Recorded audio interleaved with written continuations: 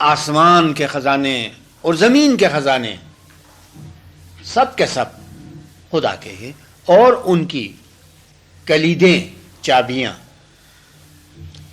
خدا کے پاس ہیں، یعنی خدا کے قرب میں ہیں، ایک بڑے مرتبے میں ہیں، یعنی امام کے پاس ہے۔ تو برکتوں کے کبھی ختم نہیں ہونے والے سلسلے کی بات ہے۔ آپ کو برکتوں کا ایک خزانہ ملتا ہے۔ مثلا آپ عالم شخصی میں، پرسنل ورلڈ میں کامیاب ہو جاتے ہیں تو برکتوں کے ٹوٹل کے طور پر، مجموعے کے طور پر آپ کو ایک دنیا ملتی ہے، کوئی ایک چیز نہیں، پوری ایک کائنات ملتی ہے۔ کیا ہے وہ کائنات؟ آپ کی اپنی ذاتی دنیا، پرسنل ورلڈ اور عالمی شخصی، تو یہ برکتوں کی ایک کائنات ہے۔ اب اسی کائنات پر اکتفا نہیں کیا جاتا، بلکہ یہ ایک سلسلہ شروع ہوتا ہے۔ آپ کے دنیا میں جتنے دوست ہیں، جتنے احباب ہیں، جتنے رشتہ دار ہیں، ان میں سے ہر ایک چھوٹی برکت نہیں، برکتوں کی ایک دنیا، اور دنیا کے سب لوگ برکتوں کی ایک دنیا، ایک کائنات۔ اور پھر مستقبل میں کتنے لوگ دنیا میں آئیں گے، اور اس کے بعد کتنے لوگ دنیا میں آئیں گے، اور اس کے بعد کتنے لوگ پیدا ہو جائیں گے۔ کیا کبھی خدا کی صفت خالقیت سٹاپ ہو سکتی ہے؟ نہیں۔ اور جب سٹاپ نہیں ہو سکتی ہے تو کیا دنیا میں کریشن اور تخلیق کا سلسلہ جاری ہے؟ ہاں جاری ہے۔ اور اس سے پہلے کیا تھا؟ اس سے پہلے بھی یہ سلسلہ جاری تھا۔ کیا یہ سلسلہ کبھی کسی مقرر وقت میں شروع ہوا؟ نہیں، پھر ہمیشہ سے ہے اور ہمیشہ رہے گا۔ تو اسی کے ساتھ برکتیں بھی ایسی ہیں۔ جب آپ خدا کے مقرب ہو جائیں گے، جب آپ خدا کو حاصل کریں گے گنج مخفی کے معنی میں، اور یہ جو حدیث قدسی ہے یہ خدا کو حاصل کرنے کے معنی میں ہے کہ میں ایک پوشیدہ خزانہ تھا اور میں نے اپنی پہچان کی خاطر مخلوق کو پیدا کیا۔ اس پیدائش کا یہ مقصد نہیں ہے کہ بالعموم عام طور پر عوام الناس پیدا کیے گئے، اس سے خدا کی معرفت کا مقصد پورا نہیں ہوتا۔ یہ کسی عارف کی تخلیق کی بات ہے، کسی پیغمبر، کسی ولی اور ولی کے بعد کے کسی درجے کی تخلیق کی بات ہے، تو تب معرفت کا مقصد پورا ہو جاتا ہے۔ انشاءاللہ اور ماشاءاللہ آپ جب اس مقام کو حاصل کرتے ہیں تو آپ کو کیا ملے گا؟ سب سے پہلے آپ بتائیں۔ آپ کو گنج مخفی ملے گا، اور اس گنج مخفی میں کیا چیز آئے گی؟ آپ کو خدا آئے گا۔ جب خدا آئے گا تو اس کے ساتھ کیا کیا چیزیں ہوں گی؟ خدا کے ساتھ سب سے پہلے اس کی صفات ہوں گی۔ کتنی صفات ہیں؟ سب صفات ہے، 100 ہے، 1000 ہے، 5000 ہے، اس سے زیادہ ہے، بہت سے نام ہیں خدا کے۔ تو خدا اپنے تمام اوصاف کے ساتھ آپ کو ملے گا، اور اپنی خدائی کے ساتھ آپ کو ملے گا، اپنی مخلوقات کے ساتھ آپ کو ملے گا، اور ماضی و مستقبل میں خدا کی خدائی میں، خدا کی بادشاہی میں جو کچھ ہے اس کے ساتھ آپ کو ملے گا۔ آپ ہی ذرا سوچ کے بتائیں، جب خدا ملے گا اور اپنی صفات کے ساتھ ملے گا تو اس سے کیا چیز باہر ہوگی؟ آپ بتائیں، کوئی ایسی چیز ذہن میں آ سکتی ہے جو اس سودے سے باہر ہو؟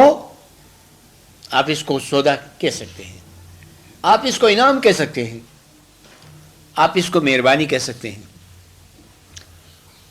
آپ اس کو عنایت کہہ سکتے ہیں، اور بہت کچھ.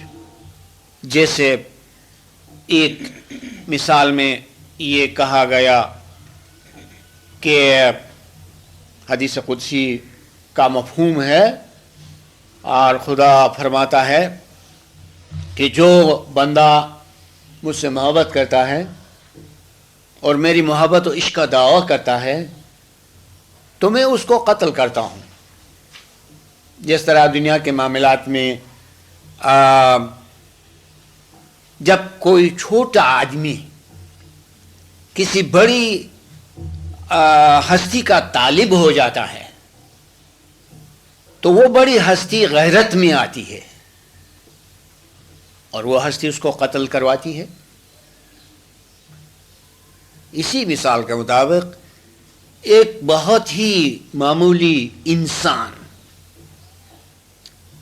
خدا کے عاشق ہونے کا دعویٰ کرتا ہے تو فرض کیجئے کہ خدا اس کو قتل کرتا ہے. لیکن کہاں دنیا کا قتل اور کہاں خدا کا قتل؟ خدا کا کیا ہوا قتل بھی بہت ہی پرحکمت ہوا کرتا ہے. اور کس طرح؟ کوئی روحانی شخص جب روحانیت میں کامیاب ہو جاتا ہے تو اس پر تمام تر اعلیٰ معنوں کا اطلاق ہو جاتا ہے، اور ان اعلیٰ معنوں میں سے ایک معنی یہ بھی ہے کہ وہ شہید ہو جاتا ہے. کوئی عارف، کوئی مرد مومن، کوئی درویش، کوئی بھگت. اچھا، تو یہ کس طرح شہید ہو گیا؟ اس کے کم سے کم دو معنی ہے کہ وہ روحانی جہاد میں شہید ہو گیا، اور دوسرے معنی یہ ہے کہ اس کو خدا نے قتل کیا. اب یہ تو تشریح تھی، اور حدیث قدسی کا جو مفہوم ہے وہ یہ کہ خدا فرماتا ہے کہ جب میں اس کو قتل کرتا ہوں تو پھر اس بیچارے کا کیس دائر کرتا ہوں اور اپنے خلاف کیس کرتا ہوں. اپنے خلاف جب کیس کرتا ہوں تو میں عادل بھی ہوں اور انصاف پسند بھی ہوں، تو اس کیس میں خود ہار جاتا ہوں کہ میں نے بیچارے کو خواہ مخواہ قتل کیا. اب جب کیس میں ہار جاتا ہوں تو پھر اس کو خون بہا دینا پڑتا ہے. ایک شرعی ٹرم ہے، اصطلاح ہے خون بہا، یعنی خون کی قیمت. بہا فارسی میں قیمت کو کہتے ہیں، جس طرح آپ اردو لٹریچر میں کہتے ہیں بیش بہا، بہت زیادہ قیمت. بے بہا، آج اس کی کوئی قیمت ہی مقرر نہ ہو سکے، انمول جس طرح کا. تو خون بہا اور قتل کا معاوضہ اور خون کی قیمت دینی پڑتی ہے. لیکن میں خدا ہوں اور وہ مخلوق، اور میں بہت ہی مہربان ہوں، اس لیے اور میں اپنی طرف سے کس کو پیش کروں اور کیا دوں؟ تو میں یہ چاہتا ہوں کہ اپنی ذات کو، اپنی ہستی کو اور اپنے آپ کو اسے دے جاؤں، اور میں اپنی ہستی کو اس کے سپرد کر دیتا ہوں. اس حال میں وہ میرے اندر زندہ ہو جاتا ہے، میری صفات میں، میرے اوصاف میں، اور میں اس کی انا ہو جاتا ہوں، اس کی آئی ہو جاتا ہوں.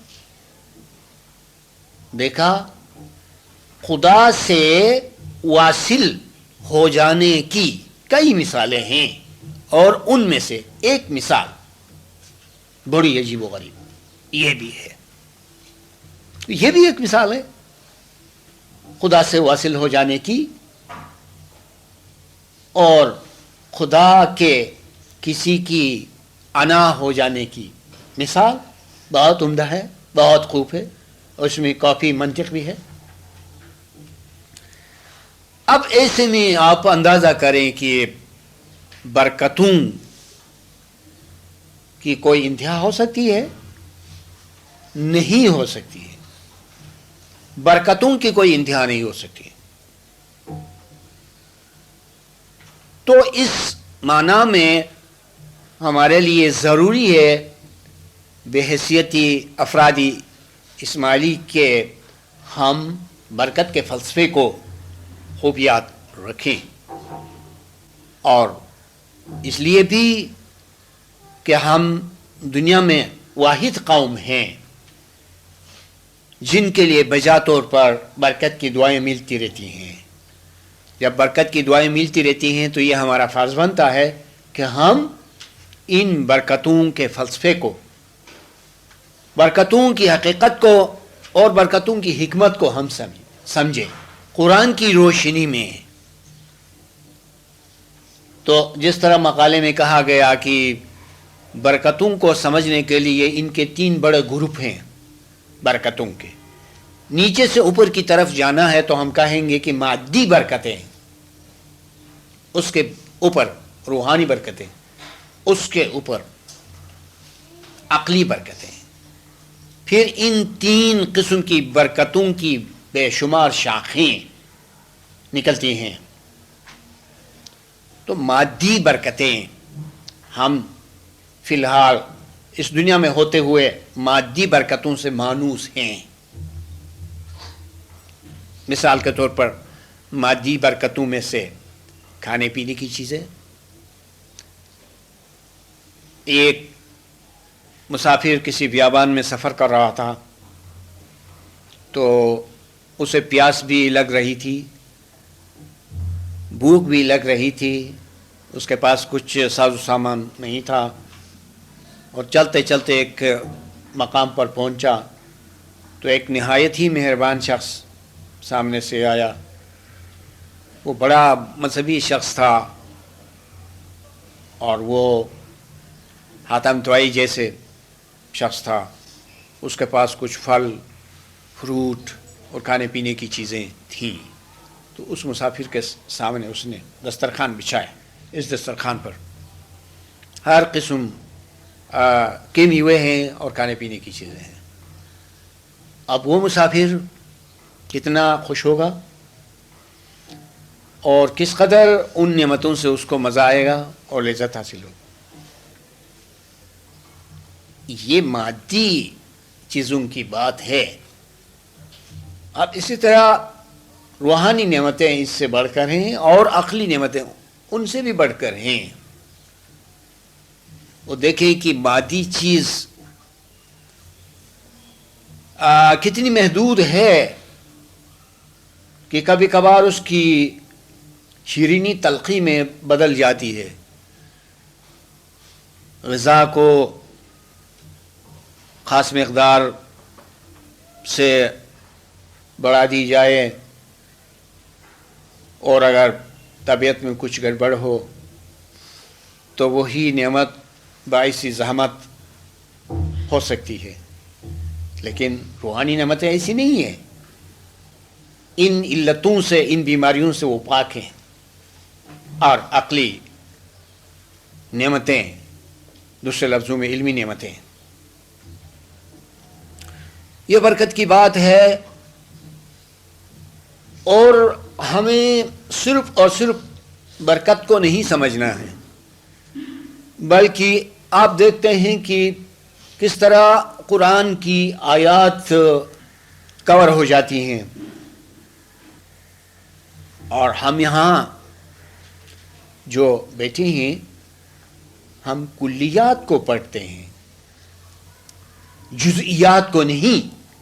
کیا فرق ہے جزئیات اور کلیات؟ کلیات کا مطلب یہ ہے کہ آپ قرآن کی ایک آیت کو اس شان سے پڑھتے ہیں، اس شان سے پڑھتے ہیں کہ اگر وہی آیت 12 20 50 مقامات پر ہے تو یہ جو درس آپ کو ملا کلیے کے طور پر ہر مقام پر کام کرے گا، اور اس طرح قرآن میں انقلاب آئے گا، اس علم میں انقلاب ہے۔ یہ تعلیم انقلابی ہے۔ آپ کو بتاؤں دوسری مثال، آپ کو یاد ہوگا کہ ہم نے اپنے مقالے میں کبھی مضارع کی حکمت بیان کی تھی، اور مضارع کیا ہے؟ گرامر کے لحاظ سے ایک ایسا لفظ ہے، ایک ایسا صیغہ ہے کہ اس کا استعمال حال اور مستقبل دونوں کے لیے ہوتا ہے۔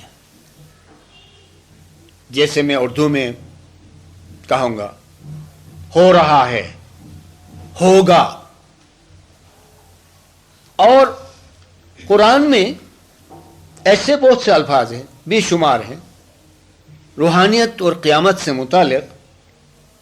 تو علماء نے اور مفسرین نے حال کو چھوڑ کر ایسے الفاظ کو مستقبل کی طرف موڑ دیا، یا مستقبل کے معنی میں محدود کیا۔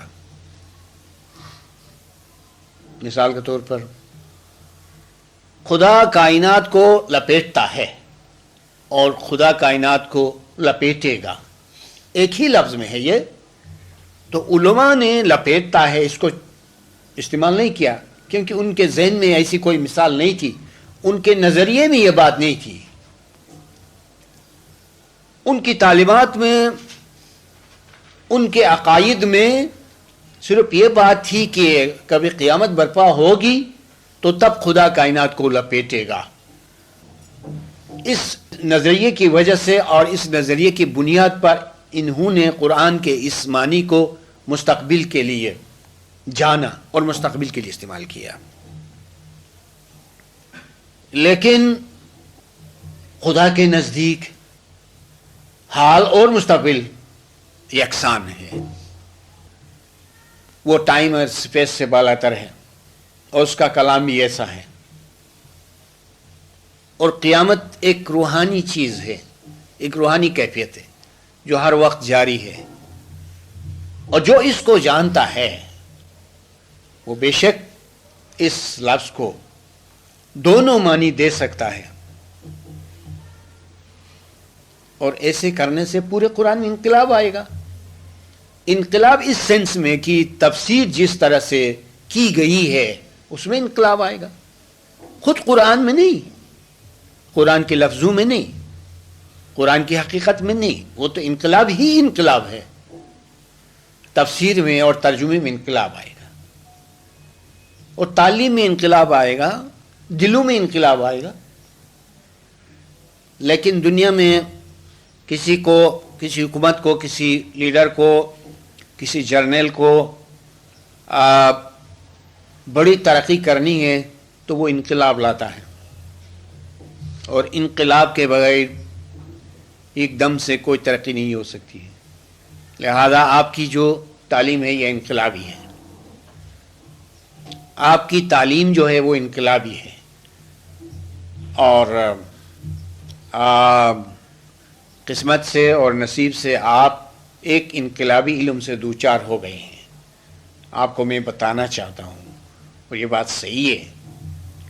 آپ اگر تیار ہیں تو بسم اللہ، یعنی ان کتابوں کو پڑھیں۔ کل میں اپنی ایک کتاب پڑھتا تھا، اور حالانکہ وہ پرنٹنگ کی خوبصورتی بھی اس میں نہیں تھی، ایک میری تحریر کی کتاب تھی جو چھپ گئی تھی، وہ ایک تو میوئی بہشت تھی اور ایک علم کی سیڑھی۔ میں پڑھتے پڑھتے اس میں محو ہو گیا اور بہت ہی مزہ آیا۔ مجھے کسی چیز کی تلاش تھی، یا ایسے ہی میرے پاس تھوڑا سا وقت تھا، تو میں نے اتنا پڑھا کہ بعد میں کیا دیکھتا ہوں کہ میری آنکھیں تھک گئی ہے اور آنسو آ رہے ہیں، اور اب تک یہ آنسو آتے ہیں اور آنکھیں دکھ رہی ہیں۔ حالانکہ وہ کتاب کسی اور کی نہیں تھی، میری اپنی تھی، اور اپنی لکھی ہوئی چیز سے اتنی لذت اور اتنا مزہ نہیں آنا چاہیے لیکن علم ہے، امام کا علم ہے، میرا نہیں ہے. اس میں اتنا مزہ ہے، اتنا مزہ ہے کہ یہ اچھا ہے کہ میں بہت سی چیزوں کو بھول جاتا ہوں. جب بھول جاتا ہوں تو بھولی ہوئی چیز نئی بن کر اور جدید بن کر سامنے آتی ہے. یہ علم ہے، اور آپ خود دیکھتے ہیں، پڑھتے ہیں، اور یہ آپ پر ایک حجت بھی ہے.